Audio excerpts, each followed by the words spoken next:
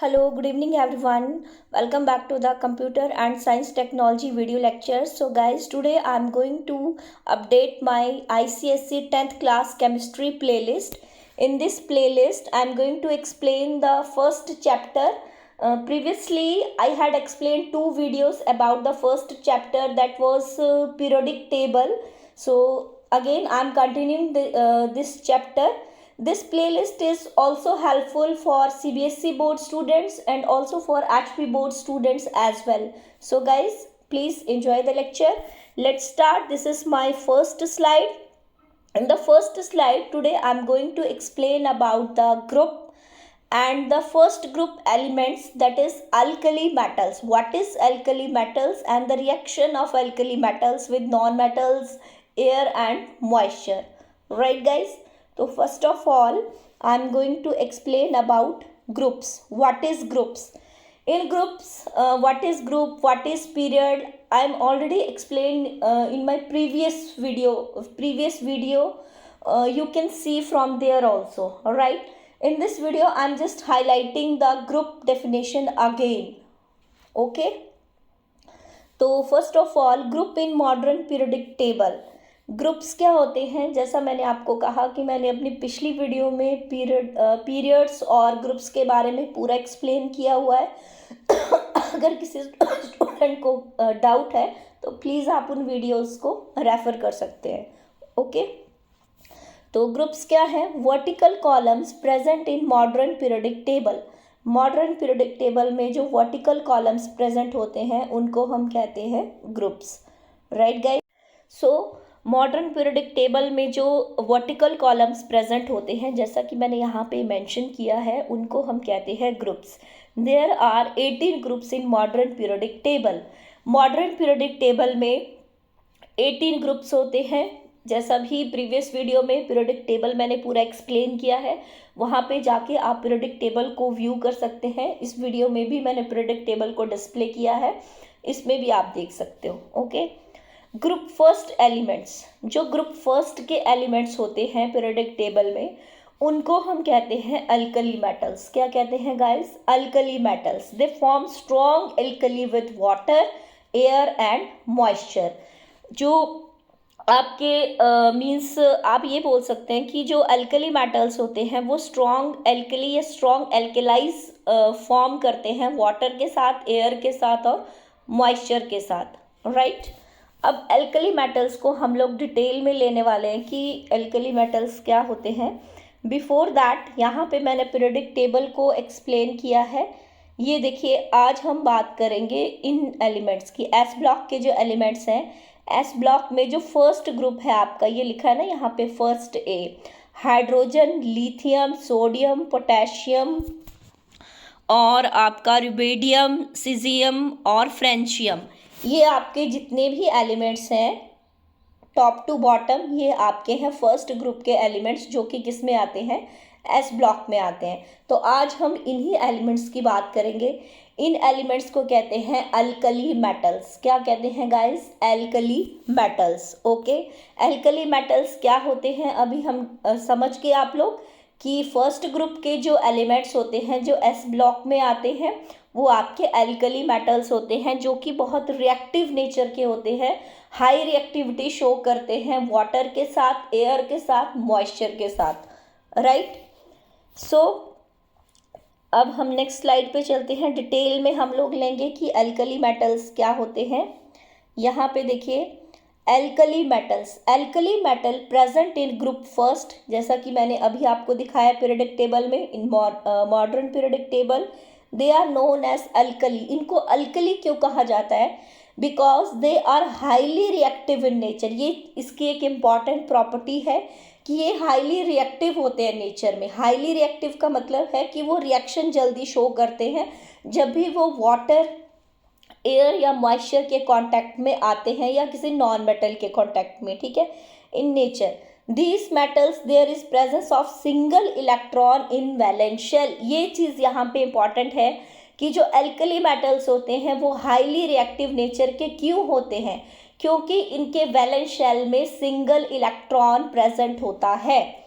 यहाँ पे देखिए, अगर किसी पर्सन को इलेक्ट्रॉनिक कॉन्फ़िगरेशन के बारे में नॉलेज नहीं है कि किस तरीके से इलेक्ट्रॉनिक कॉन्फ़िगरेशन की जाती है किसी भी एलिमेंट की, तो आप मेरी प्रीवियस वीडियोस को देख सकते हैं। वहाँ पे मैंने पूरा इलेक्ट्रॉनिक कॉन्फ़िगरेशन के बारे में समझाया हुआ है। यहाँ पे जस्ट मैं आपको ओवरव्यू दे रही हूँ, जस्ट फॉर रिमाइंडर। ओके, यहाँ पे ये रहा हमारा न्यूक्लियस, प्रोटॉन, पॉजिटिव, और ये आपका मान लीजिए फर्स्ट शेल है, सेकंड शेल है, डिपेंड करता है एटॉमिक नंबर के ऊपर। फॉर एग्जांपल मैंने लिथियम लिया, लिथियम जो कि आपका फर्स्ट ग्रुप का ही एलिमेंट है, इसका एटॉमिक नंबर है 3।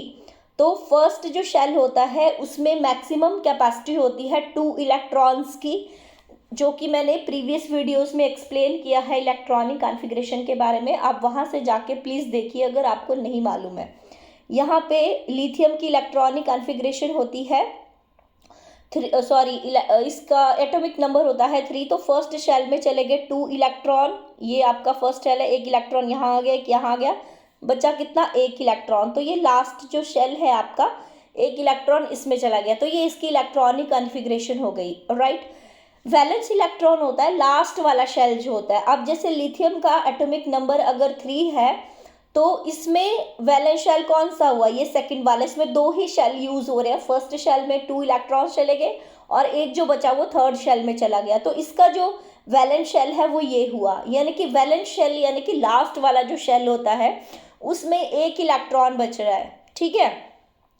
तो ये कह रहा है कि अल्कली मेटल जो होते हैं वो मोस्ट रिएक्टिव नेचर के इसलिए होते हैं बिकॉज उनके वैलेंस शेल में सिंगल इलेक्ट्रॉन प्रेजेंट होता है and that electron loosely bound with nucleus. 1 electron present होता है और वो सॉरी गाइस, वो लूजली बाउंड होता है न्यूक्लियस के साथ, that easily detach from the atom, जो कि इजीली एटम से रिमूव किया जा सकता है, राइट। मीन्स उसका न्यूक्लियस से कनेक्शन जो है वो लूज होगा, राइट। सिंपल सा लॉजिक है। एल्कली मेटल्स में क्या होता है कि आपके जो वैलेंस शेल होगा, चाहे उसका एटॉमिक नंबर कितना भी होगा, लास्ट वाला जो शेल होगा, जितना शेल जो है न्यूक्लियस से दूर होता जाएगा, उसका जो अट्रैक्शन है towards the nucleus that is going to be decrease if the size is going to be increase. Okay, so उसको रिमूव करना आसान है। न्यूक्लियस से अट्रैक्शन कम है तो वो इजीली डिटैच्ड हो जाएगा, और जब वो इलेक्ट्रॉन इजीली डिटैच होता है एटम से तो वो कैटायन फॉर्म करता है, और कैटायन के ऊपर जो है पॉजिटिव चार्ज होता है। कैटायन गाइस इसलिए फॉर्म करता है क्योंकि वो इलेक्ट्रॉन जब किसी दूसरे नॉन मेटल या फिर एयर या मॉइस्चर के कांटेक्ट में आता है तो वो मीन्स इलेक्ट्रॉन वहाँ से निकल रहा है, और जब कोई चीज़ निकलती है, कोई बोलते हैं ना कि डोनेट होती है, तो उसके ऊपर पॉजिटिव चार्ज आता है, तो यहाँ पे बनता है कैटायन, यानी कि उस एटम के ऊपर बनेगा कैटायन। और कैटायन के ऊपर कौन सा चार्ज होता है, पॉजिटिव चार्ज। और जो दूसरा एयर या मॉइस्चर या दूसरे एलिमेंट के साथ जो भी रिएक्शन होगा नॉन मेटल के साथ, उसके ऊपर बनेगा एनायन, क्योंकि वो इलेक्ट्रॉन को गेन कर रहा है, तो वहाँ पे बनेगा नेगेटिव चार्ज। तो ये चीज़ आपने याद रखनी है कि जो अल्कली मेटल्स होते हैं वो कैटायन फॉर्म करते हैं because they donating the electron, that's why there is the positive charge on the atom. With non metal, जैसा कि अभी मैंने आपको बताया कि अल्कली जो है वो किसके साथ रिएक्ट करता है, नॉन मेटल के साथ, एयर के साथ, मॉइस्चर के साथ, सो इट्स इलेक्ट्रोपॉजिटिव नेचर। इसका जो नेचर होता है वो इलेक्ट्रोपॉजिटिव होता है, कैटायन फॉर्म होता है और ये डोनेट करता है इलेक्ट्रॉन, राइट। इसीलिए जो अल्कली मेटल्स होते हैं they are highly reactive in nature, right. Now next slide पे चलते हैं गाइस। अब हम बात करेंगे sorry guys, reaction of alkali metal with water. Water के साथ अल्कली मेटल किस तरह से रिएक्ट करता है। Alkali metal react with water to produce heat, hydrogen gas and corresponding metal hydroxide. Alkali metal जब पानी के साथ रिएक्ट करता है तो गाइस क्या क्या होता है, हीट जनरेट होती है, हाइड्रोजन गैस रिलीज होती है और मेटल हाइड्रोक्साइड रिलीज होता है, राइट। सिंपल आपने याद रखना है, सिंपल लॉजिक। इफ या when alkali metal react with water, it's a production of heat, hydrogen gas and metal hydroxide. The heat produce by this reaction में इग्नाइट द हाइड्रोजन। इस reaction में जब जो हीट प्रोड्यूस होती है वो hydrogen को इग्नाइट करती है। इग्नाइट मीन्स प्रज्वलित करती है, और द मेटल इटसेल्फ, या मेटल अपने आप हीटअप होता है, रिजल्टिंग इन ए फायर और एक्सप्लोजन। उसका रिजल्ट क्या होता है? फायर लग जाती है, मेटल में आग लग जाती है। The heavier alkali metal will react more violently with water. और जो हैवी एल्कली मेटल्स होते हैं वो ज़्यादा वायलेंटली रिएक्ट करते हैं, ठीक है। फॉर एग्जाम्पल, जब आप पीरियोडिक टेबल में डाउन द ग्रुप जाओगे, हाइड्रोजन से फ्रेंशियम की तरफ जाएंगे, तो जो फ्रेंशियम होगा उसका जो रिएक्टिव नेचर है वो हाई होगा, because it is heavier than the other metals, right. तो आपने सिंपल याद रखना, डाउन द ग्रुप जो है from hydrogen to francium, reactivity of the metal is going to be increase. Okay, note में यहाँ पे मैंने लिखा भी है, ये देखिए note, it forms strong alkali with water and it forms strong basic solution capability to neutralize strong acids। जो अल्कली मेटल होता है वो वाटर के साथ स्ट्रॉन्ग बेसिक सॉल्यूशन बनाता है, और उसकी ये कैपेबिलिटी होती है कि वो स्ट्रॉन्ग से स्ट्रॉन्ग एसिड को भी न्यूट्रलाइज कर देता है, राइट। ये चीज़ आपने याद रखनी है। यहाँ से क्वेश्चन बन सकता है कि स्ट्रॉन्ग एसिड को किस चीज़ से न्यूट्रलाइज किया जा सकता है, तो आपने सिंपल याद रखना है स्ट्रॉन्ग बेस। और स्ट्रॉन्ग बेस आपका अल्कली जब वाटर के साथ रिएक्ट करता है, then there is a formation of strong base and that strong base is help to neutralize the strong acid, right.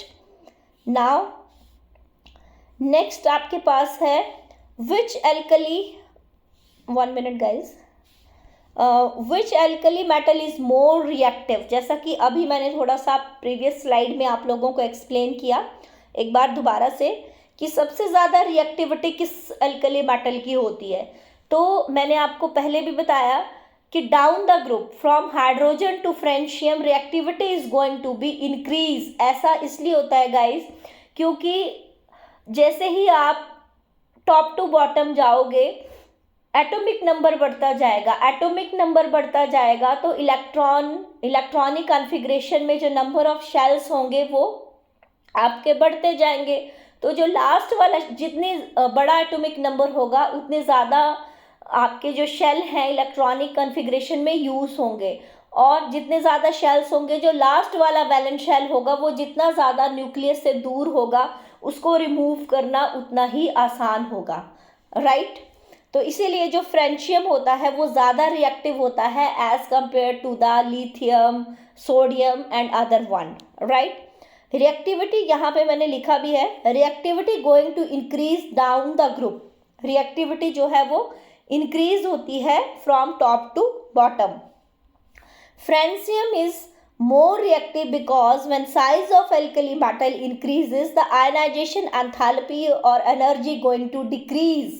Simple सा लॉजिक है, जैसे मैंने अभी आपको बताया, फ्रेंशियम जो है as compare to the lithium, hydrogen and sodium is more reactive because इसका एटॉमिक नंबर ज़्यादा होता है, बड़ा होता है, और एटॉमिक नंबर ज़्यादा होगा तो शेल्स, नंबर ऑफ शेल्स ज़्यादा यूज़ होंगे, और वैलेंस शेल जो है उतना ही दूर होगा न्यूक्लियस से। जितना ज़्यादा वैलेंस शेल न्यूक्लियस से दूर होगा अट्रैक्शन उतनी ही कम होगी। आयनाइजेशन एंथैल्पी और energy going to decrease means attraction of valence electron with nucleus is less, so it can be easily removed, right. अब हम बात करते हैं आयनाइजेशन एंथैल्पी क्या होती है। Amount of energy required to remove the outermost electron from the atom. जितनी energy required होगी outermost means valence shell के इलेक्ट्रॉन को रिमूव करने के लिए, उसको हम कहते हैं आयनाइजेशन एंथैल्पी, राइट। तो आपने सिंपल याद रखना है from top to bottom ionization enthalpy is going to be decrease होगी। डिक्रीज इसलिए होगी क्योंकि जितना ज़्यादा एटॉमिक नंबर बढ़ेगा उतना ज़्यादा नंबर ऑफ शेल्स यूज़ होंगे, वैलेंस शेल उतना न्यूक्लियस से दूर होता जाएगा। वैलेंस शेल जितना दूर होगा न्यूक्लियस से उसकी अट्रैक्शन जो है वो कम होगी। अट्रैक्शन कम होगी तो एनर्जी कम होगी इलेक्ट्रॉन को रिमूव करने के लिए। इसीलिए जो आयनाइजेशन एंथैल्पी है या आयनाइजेशन एनर्जी है that is going to be decrease from top to bottom, right. Next हम यहाँ पे एक एग्जाम्पल मैंने मेंशन किया है। Example chemical reaction of sodium with water. जैसे सोडियम है आपका जो मेटल है, अल्कली मेटल है वो वाटर के साथ रिएक्ट करता है तो किस तरीके का रिएक्शन आपका बनता है। सोडियम यहाँ पे देखिए Na मैंने लिया है, ब्रैकेट में S लिखा है, S मतलब सॉलिड स्टेट में होता है आपका। वाटर H2O, L मतलब लिक्विड स्टेट में होता है। यहाँ पे देखिए ये जो 2 है ये H के बॉटम में आना था इस तरीके से, पर यहाँ पे जिस सॉफ्टवेयर में मैं काम कर रही थी उसमें सबस्क्रिप्ट का ऑप्शन वर्क नहीं कर रहा था, दैट्स वाई मैं यहाँ पे इंसर्ट नहीं कर पाई उसको। आप इसको ठीक कर लीजिएगा, H2 को H के बेस में लिखिए, राइट। नेक्स्ट हम बात यहाँ पे करेंगे। अब ये देखिए सोडियम है। एक चीज़ और मैं आप लोगों को समझाना चाहूँगी, जब भी आप कोई भी केमिकल रिएक्शन लिखते हैं तो पहला लेटर आपने देखा होगा कैपिटल होगा किसी भी सिंबल का, और दूसरा जो लेटर होता है आपका वो आपका, जब भी आप जो है कोई भी रिएक्शन लिखेंगे आपने देखा होगा कि पहला लेटर कैपिटल होता है, दूसरा स्मॉल होता है। हमेशा पहला लेटर कैपिटल इसलिए होता है क्योंकि वो उस पर्टिकुलर कौन सा मेटल रिएक्ट कर रहा है, कौन सा सॉलिड रिएक्ट कर रहा है, कौन सा लिक्विड रिएक्ट कर रहा है, उसको रिप्रेजेंट करता है। अगर आप स्मॉल ही लेटर आगे कंटिन्यू कर देंगे तो वो आइडेंटिफाई नहीं कर पाएगा, राइट। जैसे यहाँ पे देखिए सोडियम का N कैपिटल है, सोडियम का पूरा सिंबल होता है Na, A स्मॉल है। H2O वाटर का सिंबल होता है H हाइड्रोजन अलग चीज़ है, O अलग चीज़ है, ऑक्सीजन है, दोनों रिएक्ट हो रहे हैं। अगर आप O स्मॉल कर देंगे वो तो आइडेंटिफाई नहीं कर पाएगा, राइट। जैसे यहाँ पे देख लीजिए Na पूरा सोडियम का सिंबल है, O अलग से ऑक्सीजन है, H अलग से हाइड्रोजन है, ओके। तो यहाँ पे आप देख सकते हैं सोडियम Na सॉलिड स्टेट में है, वाटर के साथ रिएक्ट कर रहा है, लिक्विड स्टेट में है, सोडियम वाटर मैंने यहाँ पे लिखा भी है। क्या प्रोडक्ट आपका बन रहा है NaOH, सोडियम हाइड्रोक्साइड बन रहा है, एक्वा सॉल्यूशन बन रहा है, प्लस H2 कौन सी गैस रिलीज हो रही है, हाइड्रोजन गैस आपकी रिलीज हो रही है, यहाँ पे मैंने लिखा भी है। तो जब भी आपका सोडियम जो है वाटर के साथ रिएक्ट करेगा तो इस तरीके से आपका रिएक्शन बनेगा, ठीक है। अभी इसी रिएक्शन को आगे कंटिन्यू करते हैं। यहाँ पे देखेंगे table showing the number of atoms involve in a chemical reaction before balancing. आपने देखा होगा कि केमिकल इक्वेशन को बैलेंस करना पड़ता है। अगर आप ऊपर वाली स्लाइड में एक बार हम लोग चलते हैं, यहाँ पे देखिए सोडियम के ये आपका जो है एरो के इस तरफ दिस इज रिएक्टेंट साइड और this is product side, okay. यहाँ पे देखिए सोडियम के कितने एटम आपके इन्वॉल्व है रिएक्टेंट में, 1, हाइड्रोजन के कितने हैं 2, ऑक्सीजन का कितना है 1। वही चीज़ मैंने यहाँ पे टेबल में समझाई है, टेबल में आपको और ज़्यादा अच्छे तरीके से समझ आएगा। यहाँ पे आप देख सकते हैं, यहाँ पे यही चीज़ मैंने दी है, table showing the number of atoms involve in a chemical reaction before balancing. अभी तक आपने इक्वेशन को बैलेंस नहीं किया है, उससे पहले नंबर ऑफ एटम्स कितने इन्वॉल्व हैं वो मैं आप लोगों को यहाँ पे दिखा रही हूँ। ये एलिमेंट्स है सोडियम, रिएक्टेंट साइड में सोडियम के कितना था 1 एटम, प्रोडक्ट में भी एक था ऑक्सीजन 1, प्रोडक्ट साइड में 1 हाइड्रोजन, रिएक्टेंट साइड में 2 और प्रोडक्ट साइड में 3 था। यहाँ पे आप रिएक्शन को सामने रख के देख सकते हो। यहाँ पे ये देखिए प्रोडक्ट साइड में हाइड्रोजन, 1 हाइड्रोजन ये है और 2 हाइड्रोजन ये है, तो हाइड्रोजन कितने हैं 3 हैं, और यहाँ पे कितने हैं 2 हैं। यहाँ पे आप देख सकते हो सोडियम यहाँ पे 1 है, यहाँ पे सोडियम 1 है, यहाँ पे हाइड्रोजन 2 है और यहाँ पे हाइड्रोजन 3 है, यहाँ पे 1 ऑक्सीजन है, यहाँ पे 1 ऑक्सीजन है, यानी कि बैलेंस कौन सा एटम नहीं है, हाइड्रोजन बैलेंस नहीं है। दैट मीन्स ये जो इक्वेशन है ये क्या है, अनबैलेंस इक्वेशन है, अनबैलेंस है। अब इसको बैलेंस कैसे करेंगे, तो ये टेबल मैंने इसीलिए लिया है ताकि आपको पता चले कि बैलेंस करने की ज़रूरत क्यों होती है इक्वेशन को, okay. So balancing chemical equation, we will balance the chemical equation by coefficient of 2। हम केमिकल इक्वेशन को बैलेंस करेंगे by the coefficient of 2 with sodium water and sodium hydroxide. यहाँ पे देखिए सोडियम सॉलिड को 2 से कोफिशिएंट से बैलेंस किया, वाटर को भी, और सोडियम हाइड्रोक्साइड और H2 गैस, राइट। अब यहाँ पे देखिए सिंपल सा लॉजिक है, यहाँ पे आप वैसे ही आपको समझ आ जाएगा। यहाँ पे देखिए सोडियम के कितने एटम हैं, 2, यहाँ पे कितने हैं, 2। यहाँ पे वाटर के आपके पास जो है हाइड्रोजन के कितने हैं, 2 और 2 कितने हो गए, 4। यहाँ पे कितने हो गए आपके पास, 2 यहाँ पे हाइड्रोजन और 2 यहाँ पे कितने हो गए, 4, राइट। यहाँ पे ऑक्सीजन के 2, यहाँ पे ऑक्सीजन के 2, मीन्स यहाँ पे सोडियम 2, हाइड्रोजन 4 और ऑक्सीजन 2। तो रिएक्टेंट और प्रोडक्ट दोनों साइड जो है आपके नंबर ऑफ एटम जो हैं वो बैलेंस हो गए, यानी कि आपकी जो इक्वेशन है वो बैलेंस हो गई बाय द कोफिशिएंट ऑफ 2। यहाँ पे देखिए मैंने डिटेल में टेबल में भी एक्सप्लेन कर दिया, यहाँ से भी आप लोग देख सकते हो। सोडियम के 2, प्रोडक्ट साइड में भी 2, ऑक्सीजन के भी, और प्रोडक्ट में भी हाइड्रोजन के 4 और प्रोडक्ट साइड में भी 4। सो इस तरीके से हम किसी भी केमिकल इक्वेशन को बैलेंस करते हैं, राइट गाइस। नाउ नेक्स्ट हमारे पास है pictorial representation of sodium reaction with water. वैसे जब भी आप लैब में सोडियम लोगे, सोडियम आपका इस तरीके से आपको लगेगा पत्थर की तरह, सिल्वर कलर का होता है, बिल्कुल ऐसे पत्थर के छोटे छोटे टुकड़े की तरह, सॉलिड छोटे छोटे टुकड़े होते हैं। जब आप उस पीस को पानी में डालोगे, किसी पानी के ग्लास में, पानी के टब में डालोगे, तो एक इस तरीके से यहाँ इस तरह से एक्सप्लोजन होगा, आग जलेगी। जितना बड़ा टुकड़ा होगा उतनी ज़्यादा हाई एक्सप्लोजन होगा, जितना स्मॉल होगा उतना कम एक्सप्लोजन होगा, राइट। सो ये जस्ट मैंने आपको दिखाया कि किस तरीके से मीन्स सोडियम जो है वो एक्सप्लोजन को शो करता है when they react with water. तो हम भी इस तरीके से, जब हम थे आपके लेवल पे +1 2 में, तो हम लोग भी केमिस्ट्री लैब में ये सब सोडियम का मटन लेके बोलते थे चलो जादू दिखाते हैं, और उसको पानी में डाल के एकदम से आग लगती थी, राइट। सो ये है आपका pictorial representation of sodium reaction with water, right. आपको सोडियम का टुकड़ा कहीं से मिलता है तो आप ट्राई कर सकते हैं, लेकिन अपने आप को थोड़ा सेफ रख के दूर रहिए, ओके।